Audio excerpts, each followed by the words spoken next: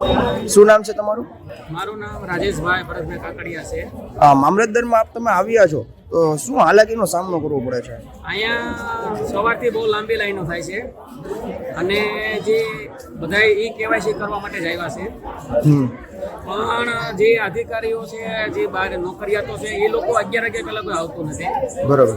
Public હેરાન થાય છે અને 2 વાગ્યા સુધી કામ કરે છે, એટલે જે લાઈનમાં પછી અડધાનો વારો નહીં આવે. એ લોકો પછી ઘરે પછી કાલે પાછા આવવું પડશે. ધંધાનું કયો ધંધા ખોટે કઈને આવવું પડે. 500 રૂપિયા 400 રૂપિયા નાના રોજ મજદૂર છે, 300-400 રૂપિયાનું કામ કરતા હોય, ખોટી કરીને અહીંયા આવી લાઈનમાં ઉભા રહીએ અને પાછો વારો ન આવે. હા, વારો બંધ થઈ જાય. બારી 2 વાગે બંધ થઈ જાય. સરકારશ્રીને અમારી એક નમ્ર વિનંતી છે કે આ મામલતદારની કચેરીની બારીઓ સવારે 8 વાગે ખુલવી જોઈએ અને સાંજે 5 વાગ્યા સુધી ચાલુ રહેવું જોઈએ કામકાજ, તો લોકોનો વારો આવે. બરોબર. અને આ લોકો 11 થી 2 એટલે 3 કલાકમાં કેટલા લોકોનો વારો આવે? સામાન્ય માણસોને ખબર પડે છે કે એટલામાં કોઈનો વારો ન આવે. આપણો આવડો મોટો દેશ છે, આવડો પબ્લિક છે, તો આ લોકોને એટલું સરકારને જાણવું જોઈએ કે આપણે આ જે કર્યું છે KYC નું, તો એના માટે એટલા માણસો આવશે, તો એના માટે આપણે 8 વાગ્યા અધિકારીઓ કહેવું પડે કે ખોલી નાખે તારીખ. રમાબેન વિજયગીરી ગોસ્વામી.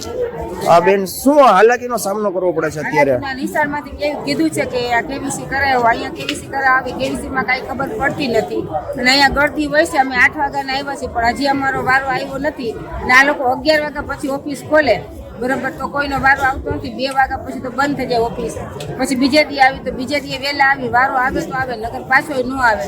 તો નાના માણા મજૂરી કરતા હોય, ઘરકામ કરતા હોય, છોકરાને નિશાળે જવું હોય તો આ બધી રજાયું તો પડે જ નહીં ભાઈ.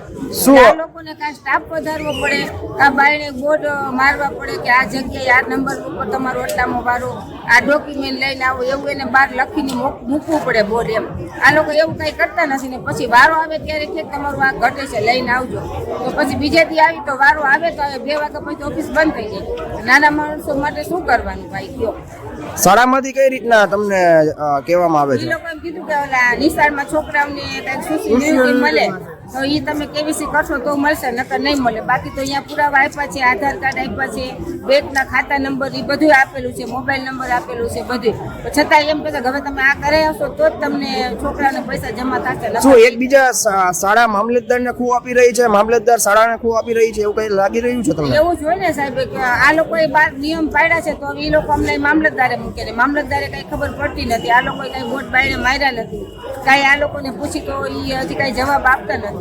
તો હવે એના માટે શું કરવું? એમ મામલતદાર એ લોકોને ટેબલ બહાર મૂકવા પડે ને, કેવું પડે કે આ છોકરા માટે આટલું વસ્તુ લઈને આવો. એમ આ રોજે 100 રૂપિયા આવવા જવાનું ભાડું થઈ જાય અને પ્લસ અમારે ઘરકામ કરતા હોય, રજા પડે, છોકરાની સ્કૂલ પડે. હવે એના માટે તો કોણ જવાબદારી કયો?